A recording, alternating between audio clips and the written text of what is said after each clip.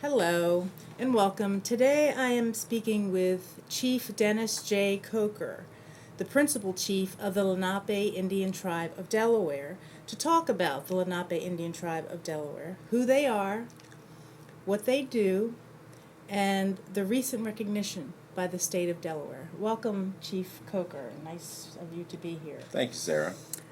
Chief Coker, how do you respond to people when they say, what is the Lenape Indian Tribe of Delaware? Well, the Lenape Indian Tribe of Delaware is a viable, thriving, living community of indigenous people that are located in northern Kent County, and we have been here forever.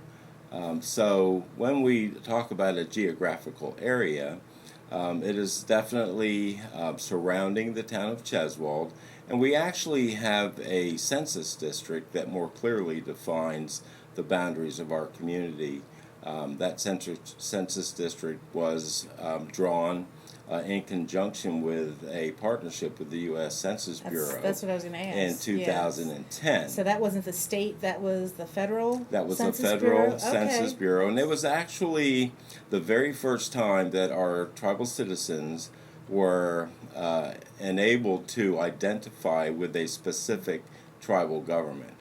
Typically in the past you could check Native American or Hispanic American, but on that particular census, for the very first time, we were able to check Native American and then write in the tribal affiliation that we were associated with. Okay, so even though that wasn't state recognition, it was a quasi form of federal recognition, but only in relationship to the geographic area, right? Yeah, it was a specific program that the Census Bureau had offered, and it is not to be confused with federal recognition by any stretch of the imagination.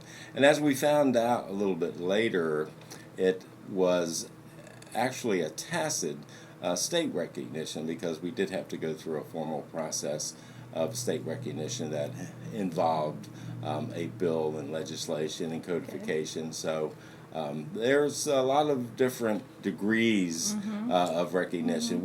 I look at it as a prior acknowledgement, more so than a formal recognition. So is that kind of just how you explain it when people ask you that question, what is the Lenape Indian Tribe of Delaware?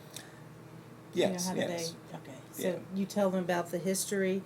You talk more about recent history, not the past. We'll get to that in a minute.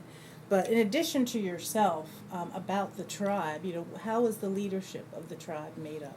We're actually a constitutionally governed tribal entity. So in 2007, we actually formed a constitutional government. So we have an elected tribal council. There's 7 members. 4 of those are actually our council executives, and then we have 3 council members at large. So we have a democratic process. People would be interested in knowing that. Yeah. You're Native Americans and you have a democratic process? Well, part of that process was in preparation for, at some point, filing an application for federal recognition, because it's necessary that federally recognized tribes demonstrate a democratic government with elected officials in order to have a government-to-government relationship with the federal government. So they want to make sure everything is not a dictatorship, with leaders that appoint themselves. With leaders that appoint themselves. So that's how we're governed. Prior to that, we actually worked under the guidelines of a 501c3, which we started back in 1991 with our reunification effort that we went through at that 1991. time. Wow. 1991. And here we are, yeah. 2016. Yeah, this is actually our 25th anniversary year. Okay, happy anniversary. Yeah, thank you. Thank you. What is the mission of the tribe? What's the purpose, the mission of the tribe? Our stated mission is to improve the socio-economic welfare of our tribal citizens, to provide for their health and their security as tribal citizens, and to educate the larger Delaware community that there are still indigenous people who reside in their state, and Cheswell being the Cheswell community being one of them. So we have a multifaceted Right. mission and goal. Well, I know you guys have you have a youth summer camp where the youth participate in different activities. You do a highway cleanup. Yeah. What other kind of events do you do out in the community? Well, we have our annual gathering that takes place in the fall of every year in October, and then we typically would participate in the powwows that are regionally sponsored. We have one of our sister tribes, the Nanticoke Lenape of New Jersey, located in the Bridgeton area. They have a big powwow every year, and we have in the past participated in the Nanticoke powwow as well. The Nanticoke community is in Sussex County and the Millsboro area, so we do those powwows.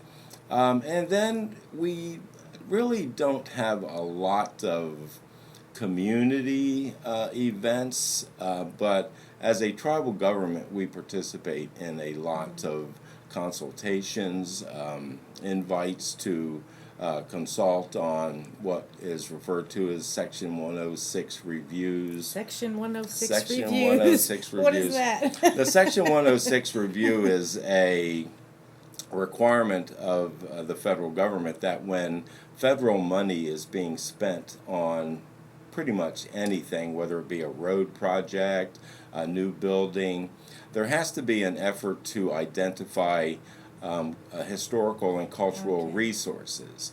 And then if there are conflicts with either the historical or the cultural resources, then an effort has to be made to try to mitigate those consequences. So from an indigenous perspective, an American Indian perspective, we're certainly concerned about sacred objects being uncovered, burial areas being uncovered.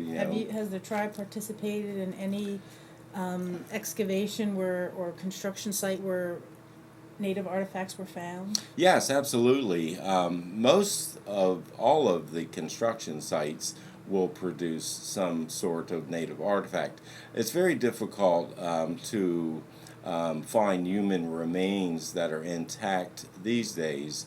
And from what I understand in talking to the archaeologists that manage a lot of that work, that the Delaware soils are so acidic that many of those remains do not last. But the lithic remains, the stone remains, the arrowheads and the spearheads, the pottery shards, there's quite a bit of that material, that cultural material, that is uncovered with many of the projects that are actually breaking virgin ground. Delaware was one of the first contact states, so it's been turned over and farmed and plowed, and many of the artifacts have just been picked up off the surface. But if you get into an area that's never seen a plow, you typically will find some pretty rich deposits. Now, I know that you do have, and we'll show it later on in a clip, that you do have some artifacts on display in your tribal center here. Yeah. Are most of those artifacts that they found now with the state or with the agency that might have done the excavation? Yeah, the state has a repository of the artifacts that they uncovered through their Section 106 process. Most of that stuff is cataloged and stored, and I'm not sure exactly the extent of that collection. I would venture to say that it's probably pretty substantial at this point in time. So many of the hired consultants that do the work, the consulting firms, are charged with managing, identifying, labeling, and probably to some extent storing that material or preparing it for storage anyway. Would it be a goal or a dream to see those items, come out of storage and Yeah, be absolutely. on display within the state? Absolutely. We've, for the last, well, since we began our reunification effort, one of our dreams has been to have a museum that could work in partnership with the state of Delaware and maybe even some of the private entities to display that material, that cultural material, either at our museum, and maybe work on a rotating display basis. There's a lot of liability involved with that proposal, but I'm sure with the right security measures and the right building, we could make that happen pretty easily. So hopefully we'll look at that a little bit closer as time goes on. So needless to say, the tribe has a lot of historical value in so many ways, not just geographically, but artifacts, the actual people whose families have remained in this area for hundreds of years.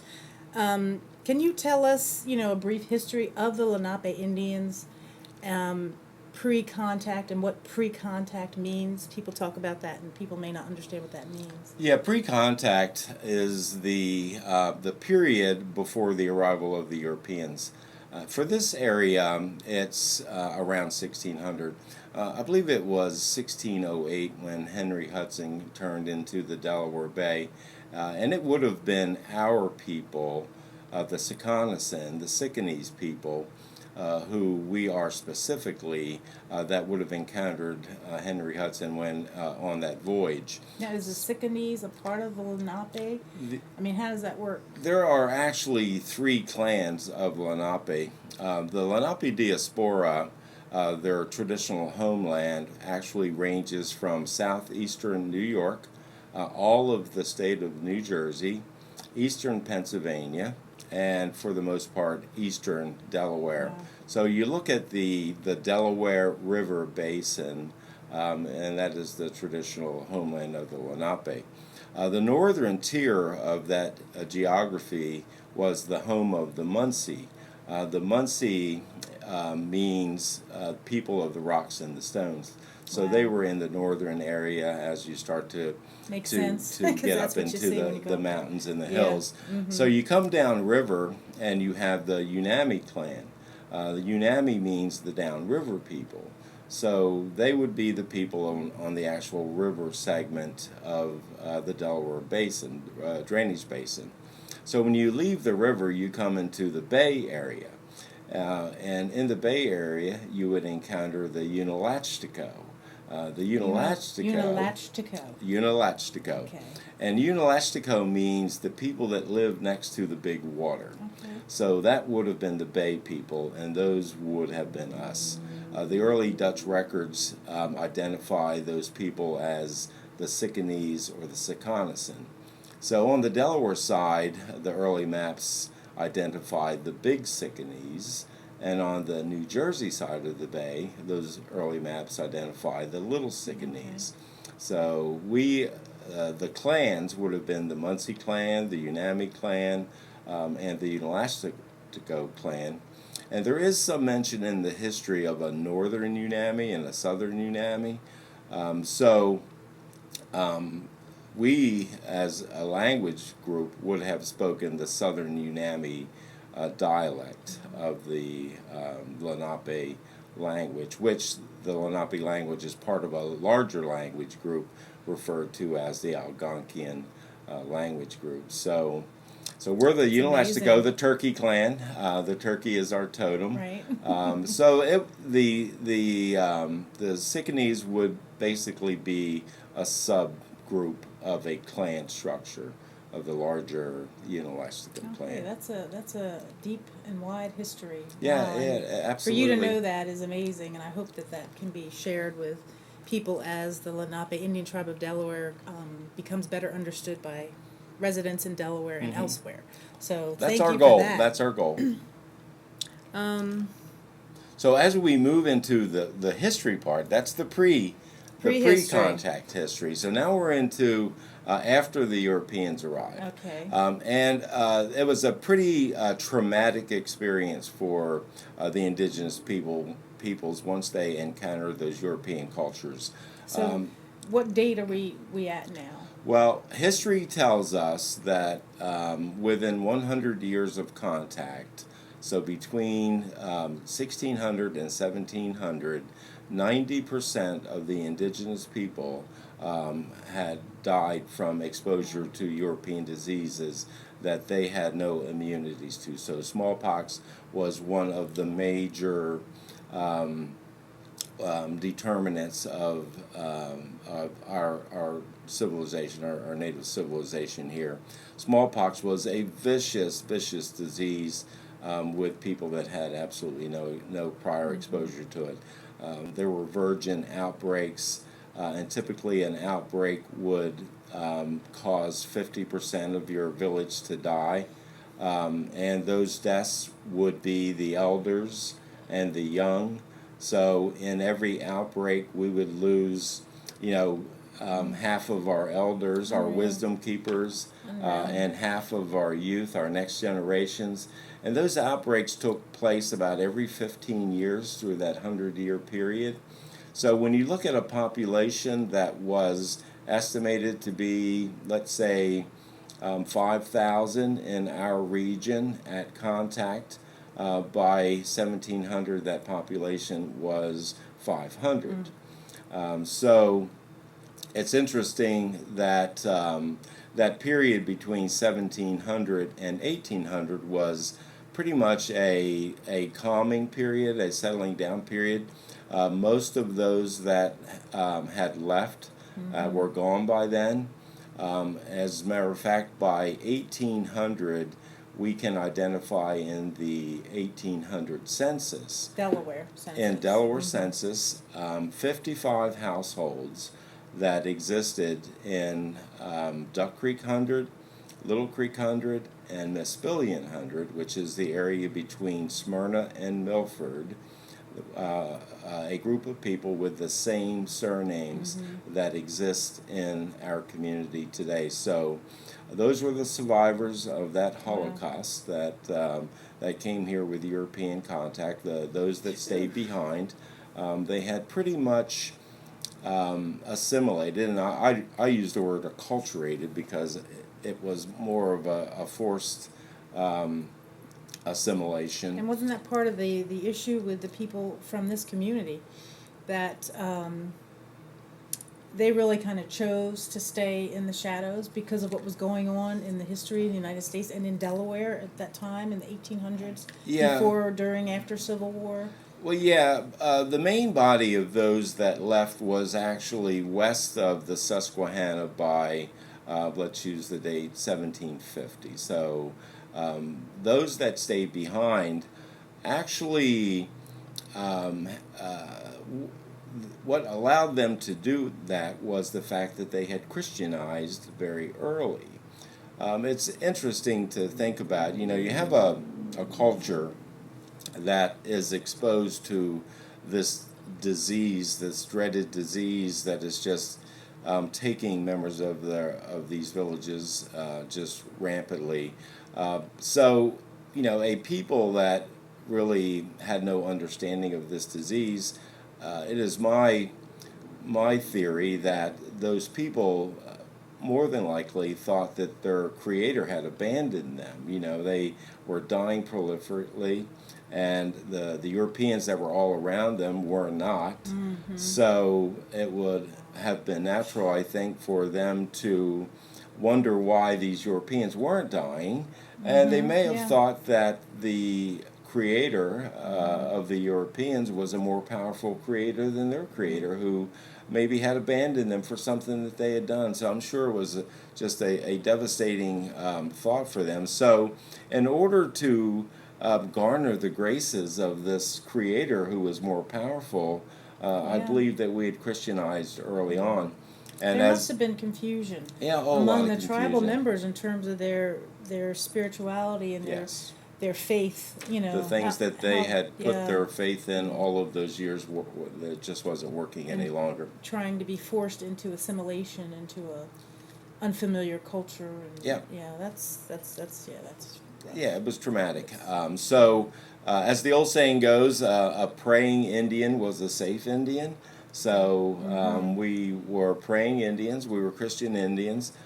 By that time, by the period of 1750, here in our region, we were trading with the colonizers, the people that were coming here by the boatloads. We were farming, so we had possession of larger tracts of land.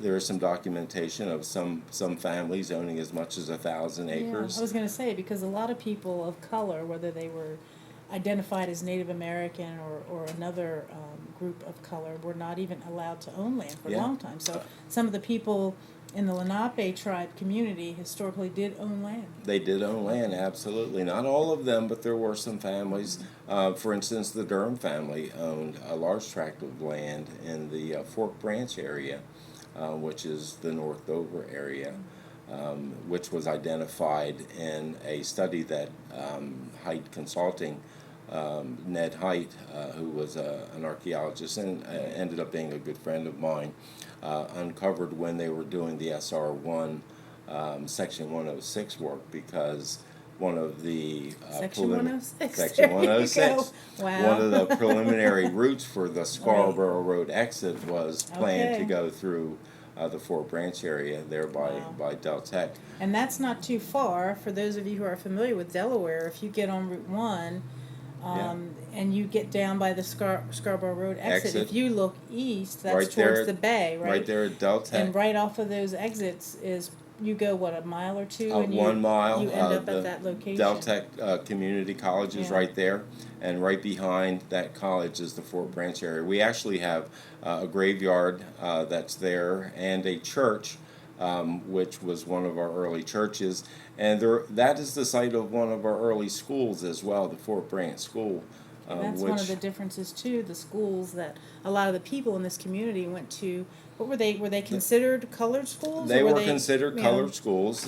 They were numbered, and their numbers had a C after them, which meant colored.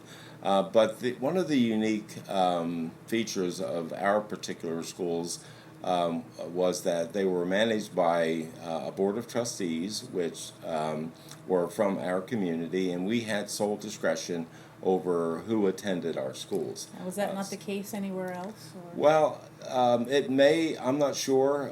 Well, there were no people of color attending the white schools, and I'm sure that people of color, no matter what that color was, could attend the black schools or the colored schools. But in our particular case, you had to be accepted into the community in order to be accepted into one of our schools. So we had pretty exclusive right to determine who attended our schools. We actually had two of them that operated at the same time. One, as we had mentioned, was in the Fork Branch area, and one was right in the middle of the town of Cheswold, on a side street called School Lane. Now, that school, I'm sure, is no longer there. That is no longer there. Marker or anything? There is no marker. We've lobbied the State of Delaware on a couple of occasions to get some historical markers for some of these properties that do exist, and we have not been successful to date. But maybe that will change in the future with our state recognition. I hope it changes. I hope Yeah. it does. You know, and listening to you, the anguish that I feel about what people had to go through when they really could not identify themselves as what they were. They always knew that they were Native Americans, but they had to be put in different categories based on a whole variety of things, access to education or jobs. I mean, as people grew and either stayed in the community or left or came back, very difficult. How does this community now, and with the legislation, you know, when you first heard or you went to a legislator, I think it was Sean Lynn, Yes. and asked about, once again, trying to get the tribe recognized. You know, you come before him with this history, this amazing history of people who have survived. You know, how did this come about? Well, one of the things I think is important to understand that with desegregation back in 1964, our schools were closed down. So those individuals who were attending the Cheswell schools at the end of the school year in 1964, starting the next school year, would attend the predominant school district school. So we all ended up going to the Capital School District at that time.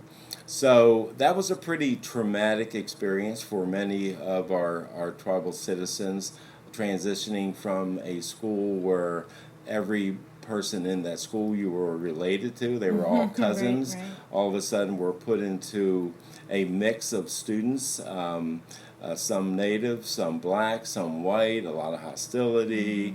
And so that was a particularly tough time for our citizens. Now, over the course of the next few decades, we started to intermarry to a great degree. All of a sudden, we were, introduced to these new peoples, some new cultures, and we did intermarry.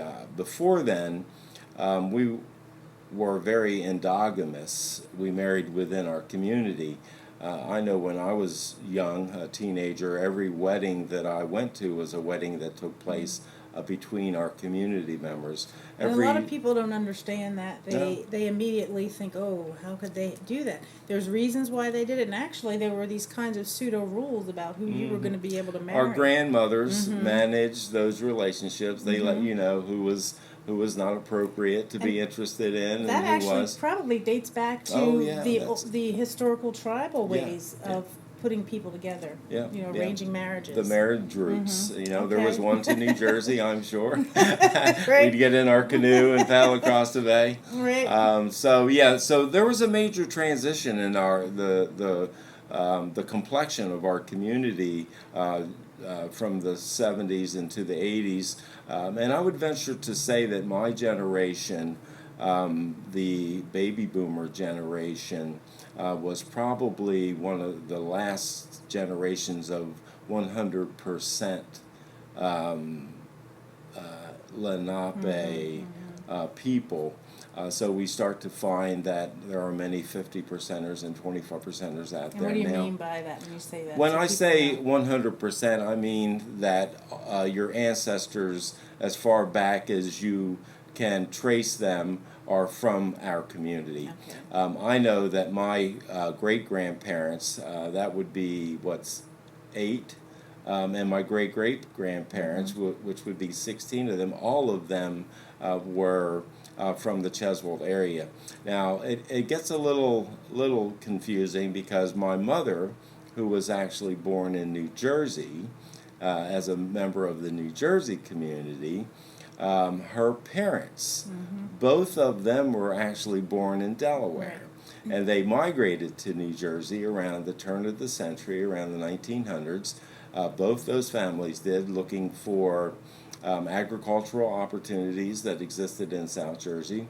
And we have to remember that New Jersey was a northern state. They were north of the Mason-Dixon. They were a little bit more tolerant of people of color. So even though my mother was born in New Jersey, her parents were from actually born Delaware, in right. Delaware. And So she ended up coming back she ended here. up coming back because Yeah. she married my father, who was from the Cheswold community. Okay, she And came all right of back. his family, all of his family was right here in Cheswold. So Right. I really, when I say that all of my ancestors are from Cheswold, is a pretty accurate statement. Okay. Now, you brought up our current legislation, our Yes, bill, and how yes. that came about. We started to have citizens that were making crafts, and they were artisans, Yes. and they were selling their crafts and their art, and they were labeling them Some of which as are behind us some of now on the wall. our elder crafts are behind Okay. us. they were labeling them Native American made. Well, there's a federal agency called the Indian Arts and Crafts Act that manages people, artisans that put Native made or American Indian made on their goods. Because they do get a premium when it comes time to sell those goods. So there's actually a $25,000 fine per item if you're convicted of violating the Indian Arts and Crafts Act. So our people from this community couldn't even stand up and say, I'm Native American and I made this. They could stand up and say it, they they'd just get a couldn't put it fine. on the item. You couldn't print up a little sticker and say Native American made on it. There was a big problem with a lot of Chinese trinkets being purchased and brought back to here and labeled as Native American made and being sold for premium dollars. So what the Indian Arts and Crafts Act actually stipulates is that in order to do that, to label your arts and crafts as Native American or American Indian made, that you must be a member of a federal or state recognized tribe. So that's what a big part of what brought this legislation. That's the big part of what brought the legislation about. We actually had some artisans that were getting harassed a little bit, being warned by the Indian Arts and Crafts Board that they needed to cease that activity. So when we looked at the requirements, of course, we had considered ourselves to be acknowledged by the state of Delaware for 100 years or more, with all of the benefits and the services we received from the state with our school board legislations.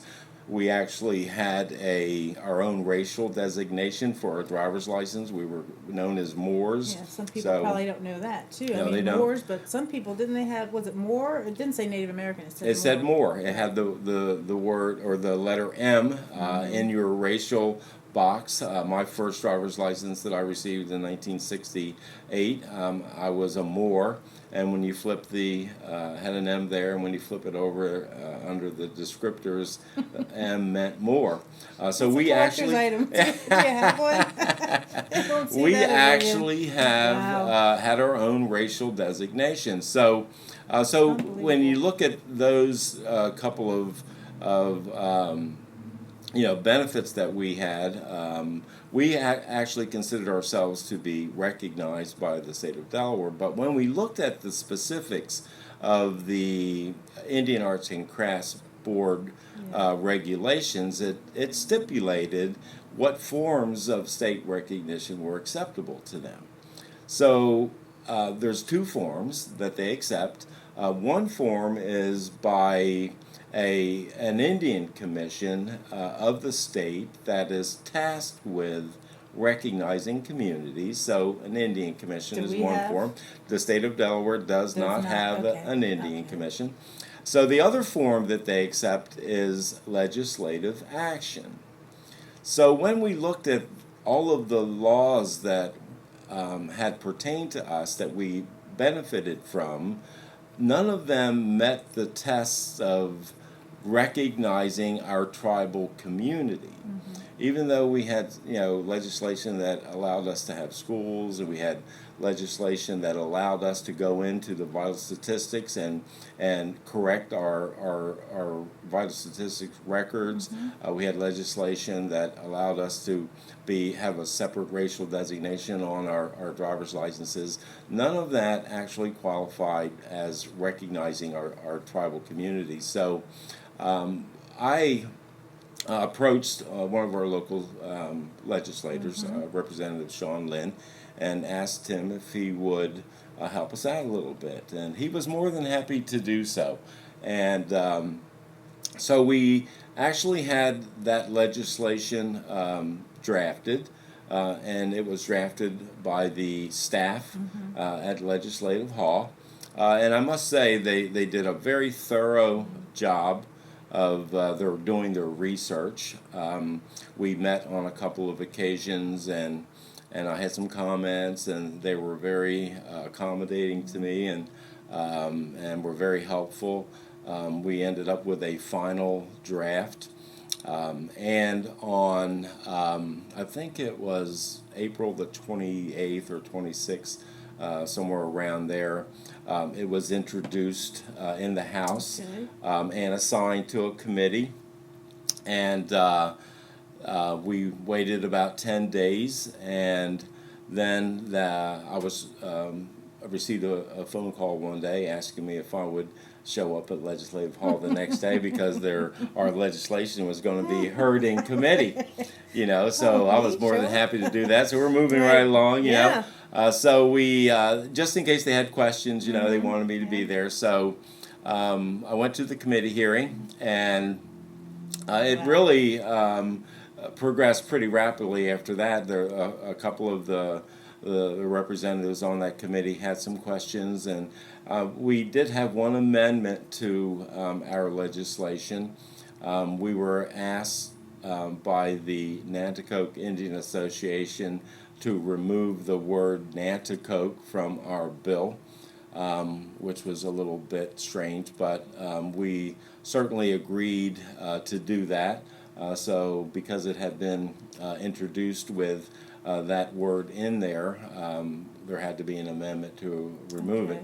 So the amendment was drafted and presented to that committee that day, and we actually moved from committee that day. So that was on May the 3rd, I believe. How long did it take for it to go through that process before? Well, the bill was introduced on the 26th, 7th, or 8th, something like that, and then it was in committee and out of committee by May the 4th.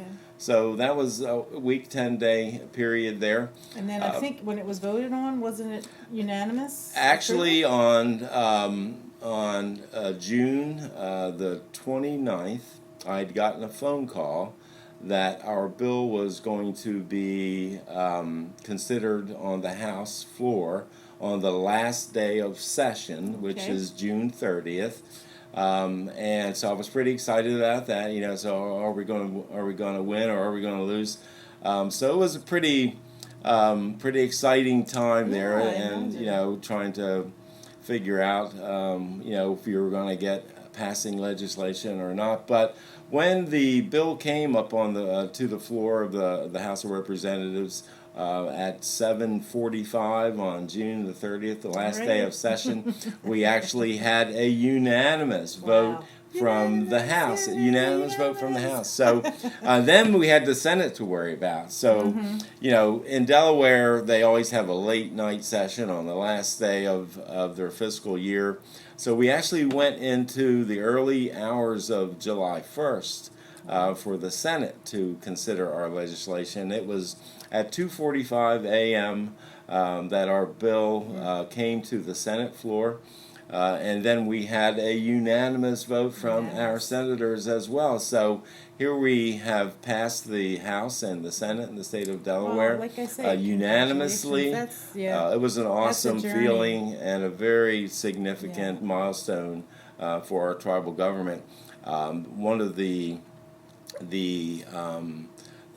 more significant part of our bill is that the bill does acknowledge our tribal sovereignty. It acknowledges our tribal constitutional governing documents. And that gives you what? I mean, well, let people understand what that means. Well, in essence, it allows us to deal with the state of Delaware on a government-to-government basis.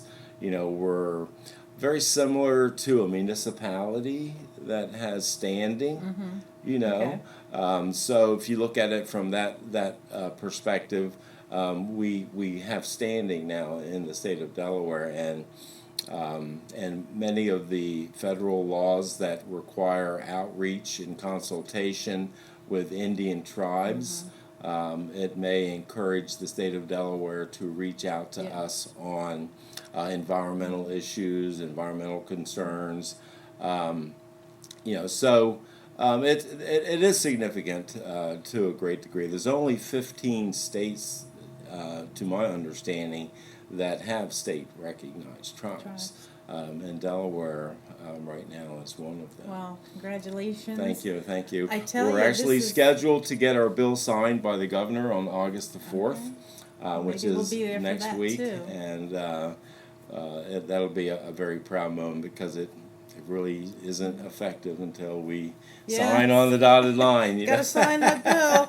Well, I just want to thank you for spending the time and Okay. giving us so much information. Yeah. People in Delaware and in other states as well really need to understand that the Lenape Indian tribe of Delaware is still here.